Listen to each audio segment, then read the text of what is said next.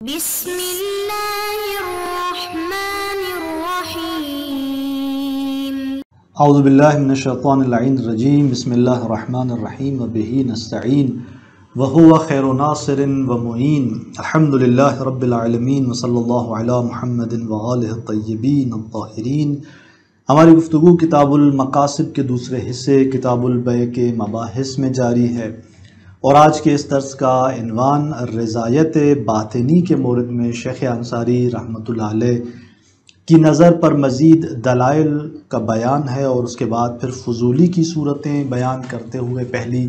صورت کے حکم کو بیان کرنا ہے۔ گزشتہ درس میں جیسے کہ آپ مستحضر ہیں، ہم نے بیان کیا کہ یہ مطلب بیان ہو رہا تھا کہ فضولی کن موارد کو مصادیق کو شامل ہے۔ اس کے اندر ہماری بحث رضایت باطنی کے حوالے سے جاری تھی۔ شیخ انصاری اپنا نقطہ نگاہ بیان کر رہے تھے کہ جہاں رضایت باطنی حاصل ہے عاقد کو مالک کی جانب سے، یعنی وہ جانتا ہے کہ مالک اندر میں رضایت باطنی رکھتا ہے اس عاقد کے حق کی نسبت، تو شیخ انصاری رحمۃ اللہ علیہ نے فرمایا کہ یہ فضولی سے خارج ہے، یہاں پر اجاز لاحقہ کی ضرورت نہیں ہے۔ وہ تمام دلائل جو اس سلسلے میں آقا نے پیچھے بیان کیے، مزید اس کے حوالے سے آج گفتگو ہوگی اور پھر فضولی کی صورت کا بیان ہوگا۔ تو اس طرح آج کے ہمارے اہم مطالب میں سے ایک عنوان شیخ انصاری کا اپنی نظر پر مزید تاکید اور دلائل کا بیان کرنا، فضولی کی صورتوں کو بیان کرنا، جو تین صورتیں یہاں پر دو تین صورتیں یہاں پر واضح ہوں گی، اور اس کے بعد پھر فضولی کی پہلی صورت کے حوالے سے ذکر اور اس کا حکم، اور پھر اس کے آگے دلائل کا تسلسل جو ہے وہ ذکر جاری ہوگا۔ تو اس حوالے سے آج ہم دیکھتے ہیں کہ آج کے ہمارے ان عناوین میں سے پہلا عنوان مطلب شیخ انصاری کا اپنی نظر پر مزید تاکید اور دلائل اس سلسلے میں فرماتے ہیں کہ ثم لو سلم کونہ فضولیا، اگر اس بات کو تسلیم کیا جائے کہ یہ عقد جو ہے وہ فضولی ہے، یعنی جہاں پر عاقد کو رضایت باطنی حاصل ہے اس کے عقد کی نسبت مالک کی جانب سے، اگر ہم کہتے ہیں فرض کرتے ہیں کہ یہ فضولی ہے، چونکہ اب تک تم نے یہ کہا کہ یہ فضولی نہیں ہے، تمام دلائل دیے، تمام مطالب پیچھے بیان ہوئے، فرماتے ہیں کہ اگر تسلیم کیا جائے اسے فضولی، لیکن لیس کل فضولی یعنی یتوقف لزوم علی الاجازہ، یعنی موضوعاً ممکن ہے کہ آپ کہیں کہ یہ فضولی ہے، لیکن پھر بھی ہم یہ کہیں گے کہ ایسا نہیں ہے کہ ہر فضولی اس کا لزوم موقوف و اجازے پہ، یعنی تمام تر عقود کے جس پر جو فضولی کے عقود ہوں وہ انشاءات جو فضولی کی انشاءات ہیں، آپ کہیں کہ اس ہر فضولی کا جو انشاء ہے وہ اجازے پہ موقوف ہے، یہ کلیت نہیں رکھتا۔ کیوں؟ فرماتے ہیں کہ لأنه لا دلیل علی توقفہ مطلق علی الاجازۃ اللاحقہ، اس لیے کہ ہمارے پاس دلیل نہیں ہے اس بات پر کہ فضولی متوقف ہے، اس کا عقد جو ہے وہ مطلقہ طور پہ اجازہ لاحقہ کہ اجازہ لاحقہ جو ہے وہ ہونی چاہیے، تب جا کر اس کا عقد درست قرار پائے گا، حتیٰ اس فرض میں مطلقہ، یعنی حتیٰ اس صورت میں بھی کہ جہاں پر مالک کی جانب سے رضایت جو ہے وہ باطنی طور پر اس کے عقد کی نسبت ہے، یہاں تک بھی آپ کہیں کہ حتیٰ اس مورد میں بھی اجازہ لاحقہ ضروری ہے۔ فرماتے کہ نہیں، ٹھیک ہے، آپ اس کو فضولی کہیں، فضولی کے اس کو باب میں لے کر آئیں موضوعاً جو ہے، لیکن یہ حکماً اس کے دائرے سے خارج ہے۔ پھر فرماتے ہیں کہ کما ہوا احد الاحتمالات فی من باع ملک غیرہ ثم ملکہ، فرماتے ہیں کہ آپ کے پاس کوئی نمونہ ہے ایسا کہ جو فضولی ہو اور اس کا عقد موقوف نہ ہو اجازے پہ؟ فرماتے ہیں کہ ہے، کما ہوا احد الاحتمالات، جیسا کہ یہی ان احتمالات میں سے ایک احتمال ہے، فی من، کس مورد میں، کہ جہاں پر ایک شخص جو ہے وہ دوسرے کی چیز کو، ملکیت کو بیع کرتا ہے، بیچتا ہے، ثم ملکہ، اور پھر وہ مالک ہو جاتا ہے اس کا۔ تو یہاں پر ہبے کے ذریعے شراء، یعنی خود اس نے خرید کر دیا پھر اسی چیز کو اپنے لیے، پھر مثلا یا ارث کے ذریعے، بہرحال پہلے وہ بیع انجام دیتا ہے دوسرے کی چیز کو بطور فضولی، اور پھر وہ مالک بن جاتا ہے۔ تو یہاں پر متعدد احتمالات ہیں، مثلا ایک احتمال یہ دیا جا سکتا ہے کہ مطلقہ کلاً یہ عقد کیا ہے، باطل ہے، بیع باطل ہے۔ ایک مثلا یہ احتمال ہے کہ یہ موقوف ہے اجازہ بادی پر، لیکن یہاں پر ان احتمالات میں سے ایک احتمال یہ بھی ہے کہ یہ عقد کیا ہے، درست ہے، اور یہاں اجازت کی ضرورت نہیں ہے، یہ احتمال یہاں پر موجود ہے۔ اس کے بعد پھر فرماتے ہیں کہ وثانیاً یعنی ما انہ یمکن الاکتفاء فی الاجازت بالرضا الحاصل بعد البیع المذکور عن ما، فرماتے ہیں کہ اس کے علاوہ ممکن ہے اجازے میں ہم اکتفا کریں اس رضا پہ کہ جو اس بے کے بعد حاصل ہے المذکور آنن ما، یعنی وہ بے جس کو ابھی بیان کیا گیا. فرماتے ہیں کہ اس بے کے بعد آنن ما یعنی ایک لحظہ، ولو ایک لحظہ جو ہے وہ رضایت حاصل ہے، اسی کو ہی ہم اس اجازے کے عنوان سے کافی جانیں. یعنی اگر ہم کہتے ہیں کہ یہ مورد جہاں پر اجازہ یعنی رضایت باطنی حاصل ہے، اگر ہم کہتے ہیں کہ یہ نہیں محتاج ہے اجازے بعدی کا، اجازے لاحقہ کا، تو یہاں پر آپ فرماتے ہیں کہ کفایت کرتا ہے اس اجازت کے لیے وہی رضایت کے جو اس ایک لحظہ ولو عقد کے بعد موجود ہے. کیوں؟ فرماتے ہیں کہ اذ وقوعہ بالرضا لا ينفك عن ذلك مع الالتفات، اس لیے کہ اس عقد کا واقع ہونا رضا سے متصل، یعنی مالک کی رضا سے اس عقد کا واقع ہونا اس طرح سے کہ یہ مقرون ہو اس رضا سے، لا ينفك عن ذلك مع الالتفات، یہ مطلب جدا نہیں ہے، منفک نہیں ہے ان ذالک اس سے، یعنی کہاں کس سے کہ جہاں بے جو ہے وہ واقع ہوتی ہے اور بعد البے وہ آنن ما رضا موجود ہوتی ہے، اس سے جو ہے یہ مطلب منفق نہیں ہے کہ وہ مطلب جس میں آپ کہتے ہیں کہ عقد واقع ہونا چاہیے کس سے؟ رضا سے واقع ہونا چاہیے، اس کو مقرون ہونا چاہیے، رضا سے متصل ہونا چاہیے. اب یہ مطلب منفق نہیں ہے اس سے، یعنی بس جہاں پہ بے واقع ہو رہی ہے اس کے بعد رضا ہے آنن ما، تو یہاں پر یہ بات حاصل ہو جاتی ہے کہ بس یہاں پہ عقد جو ہے وہ رضا کے ساتھ واقع ہوا ہے. مال التفات کب؟ جب وہ عاقد جو ہے وہ ملتفت ہے، یعنی بات وہاں چل رہی ہے کہ جہاں پہ عاقد کی مال التفات جہاں پہ مالک ملتفت ہے، بات وہاں پر ہے کہ جہاں پر عاقد کی نسبت اس کے اس عقد کی نسبت مالک باطن میں اپنے اندر میں رضایت رکھتا ہے، رضایت باطنی ہے، بات ہماری وہاں پہ چل رہی ہے. اور یہاں عاقد جب عقد انجام دیتا ہے تو اس عقد کے بعد ولو ایک لحظہ وہ جو اس کے اندر رضایت باطنی موجود ہے، ولو ایک لحظہ یہی کفایت کرتی ہے اجازت کے حوالے سے. اور یہاں پہ فرماتے ہیں کہ جب وہ متوجہ ہے ملتفت ہے تو اس کے التفات کی صورت میں یہاں پر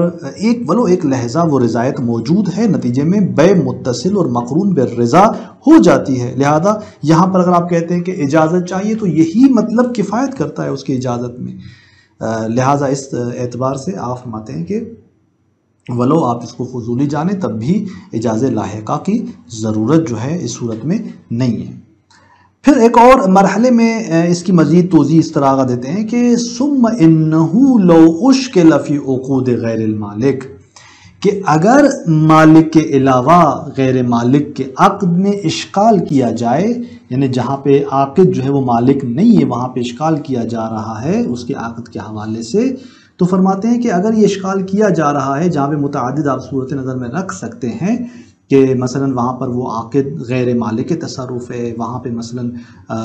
عاقد جو ہے وہ عین کا مالک ہے لیکن مالک کے تصرف نہیں ہے، جیسے راہن اور مفلس کی مثالیں ہم نے دی تھیں جو تفلیس رکھتا ہے. اور اسی طرح مثال کے طور پر جو مثلا مالک اصلا عین کا مالک ہی نہیں ہے، مالک کے تصرف اس معنی میں نہیں ہے کہ عین کا ہی مالک نہیں ہے. اس طرح کی ایک اور صورت بھی ہے کہ جہاں پہ عبد ہے جو عقد انجام دے رہا ہے مالک کی اجازت کے بغیر، مثلا نکاح یا بیع وغیرہ اس طرح کا کوئی عقد ہے کہ اگر یہ درست ہے تو خود عاقد کی طرف پلٹتا ہے. تو یہاں پر متعدد صورتیں ہیں غیر مالک کی. آپ فرماتے ہیں کہ اگر اشکال کیا جا رہا ہے عقود غیر مالک میں تو فلا ينبغي الاشکال فی عقد البیع، تو اشکال نہیں ہوگا، سزاوار نہیں ہے کہ اشکال ہو کہاں پہ؟ جہاں پر عبد جو ہے وہ عقد انجام دیتا ہے نکاح نو بیان، نکاح کی صورت میں یا اس کا عقد بیع کی صورت میں ہے، مال علم برضا سید، کہاں پر؟ جہاں پر اسے علم حاصل ہے رضا سید کی، ولو لم یأذن لہ، گرچہ سید نے اسے اجازت نہیں دی، قولی طور پہ اسے اجازت نہیں دی ہوئی صریح، لیکن باطن میں وہ رضایت رکھتا ہے آقا اس کے اس عقد کی نسبت، جہاں پر یہ عاقد عبد جو ہے وہ مالک کی اس رضایت کے نسبت آگاہی رکھتا ہے، علم رکھتا ہے کہ مالک اس کے اپنے باطن میں اس کے اس عقد کی نسبت راضی ہے. تو یہاں پہ آپ دیکھیں اصلا کسی بھی اعتبار سے آپ اشکال نہیں کر سکتے کہ عبد کا یہ عقد جو ہے وہ اس کے لیے واقع نہیں ہوگا، یہاں مناقشہ آپ نہیں کر سکتے. کیوں مناقشہ نہیں کر سکتے؟ اس لیے کہ یہ بحث پہلے بھی بیان ہو چکی ہے. لعدم تحقق المعصیت التي هي مناط المنع فی الاخبار، اس لیے کہ یہاں معصیت متحقق نہیں ہوتی، وہ معصیت کے جو ملاک ہے روایات کے اندر ممانعت کا، من کا، ممنوع ہونے کا، اس کے عقد کے یعنی من پر جو ملاک ہے کہ اس کا عقد درست نہیں ہے، وہ معصیت کا تحقق ہے، جیسے ہم روایات میں نے بیان کیا، کیونکہ اس معصیت سے واضح ہو رہا تھا کہ مالک راضی نہیں ہے. ملاک عدم رضایت مالک تھی، جس کی وجہ سے کہا جا رہا تھا کہ عبد کا وہ عقد درست نہیں ہے.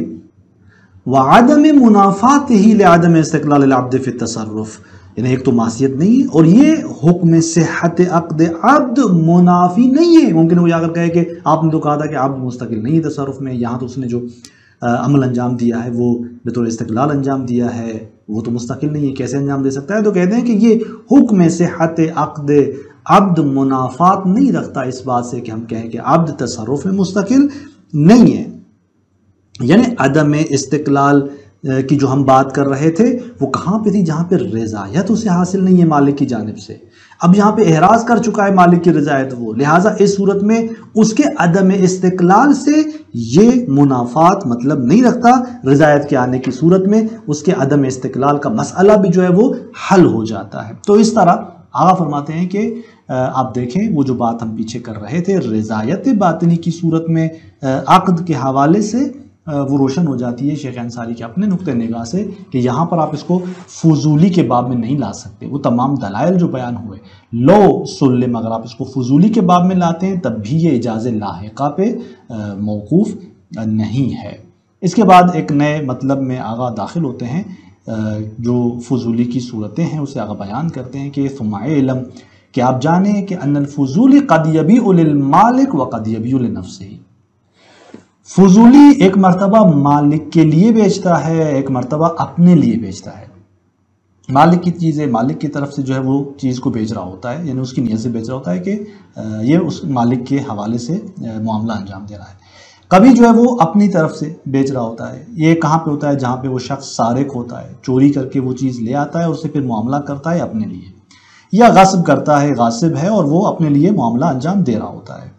وَعَلَى الْأَوَّلِ فَقَدْ لَا يَسْبِقُهُ مَنْعٌ مِنَ الْمَالِكِ، پہلی صورت میں کہ جہاں وہ مالک کے لیے بیع کر رہا ہے کبھی اس کے لیے مالک کی جانب سے پہلے من سبقت رکھتی ہے، یعنی مالک نے اسے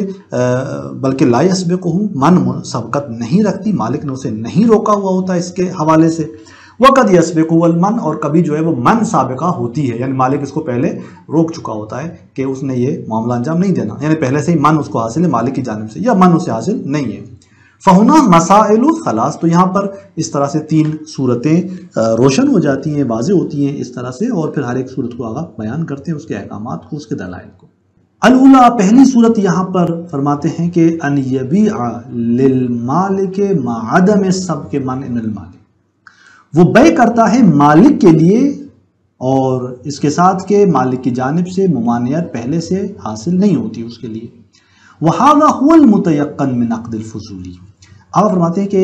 عقد فضولی کی جو یقینی صورت ہے وہ یہی ہے. یعنی فضولی کی صورتوں میں سے اگر آپ کہتے ہیں کہ یقینی ترین صورت دیکھنا چاہتے ہیں تو وہ یہی صورت ہے کہ جہاں پر مالک جو ہے، یعنی قدر متیقن یہی ہے کہ جہاں پر مالک کی جانب سے پہلے سے ممانعت نہیں ہے اور وہ اسی مالک کے لیے اس معاملے کو بیچ رہا ہوتا ہے. اور اس کے بعد آپ فرماتے ہیں کہ یہ جو صورت آپ کے لیے واضح ہوئی کہ جس کے بارے میں البتہ بعض کہتے ہیں کہ یعنی یا تو قدر متیقن ہونا اس جہت سے ہے کہ یعنی موضوعی اعتبار سے یہ جو ہے عقد فضولی ہے، اور پھر بعض کہتے ہیں کہ یا اس جہت سے کہ مثلا حکمی اعتبار سے جب ہم کہتے ہیں کہ عقد فضولی صحیح ہے، یعنی امکان صحت موجود ہے اس کے اندر کہ اجازت لاحقہ پہ موقوف ہے، تو وہ قدر متیقن یہی صورت ہے. بہرحال پہلی صورت یہی ہے اور یہی قدر متیقن عقد فضولی سے. آپ فرماتے ہیں کہ اس کا حکم کیا ہے؟ والمشہور الصحہ، اس کا حکم یہ ہے کہ مشہور کے نقطہ نگاہ سے صحت ہے، یہ معاملہ جو ہے وہ صحیح ہے. البتہ صحت تعلیقی ہے، یعنی شانی ہے کہ جو موقوف ہے اجازت پر. بل فی التذکرہ نسبہ الی علماءنا، اور تذکرہ کے اندر علماء نے اس کو ہمارے علماء کی طرف نسبت دی ہے. تارۃ صریحاً، ایک مرتبہ واضح اور صریح طور پر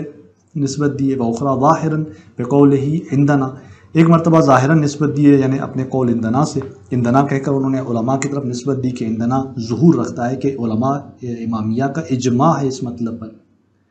الا انه ذکر عقیب ذلك، مگر یہ کہ اس کے بعد انہوں نے یہ بھی بیان کیا کہ ان لنا فی قولا بالبطلان، کہ اس میں ہمارے پاس ایک بطلان کا قول بھی ہے،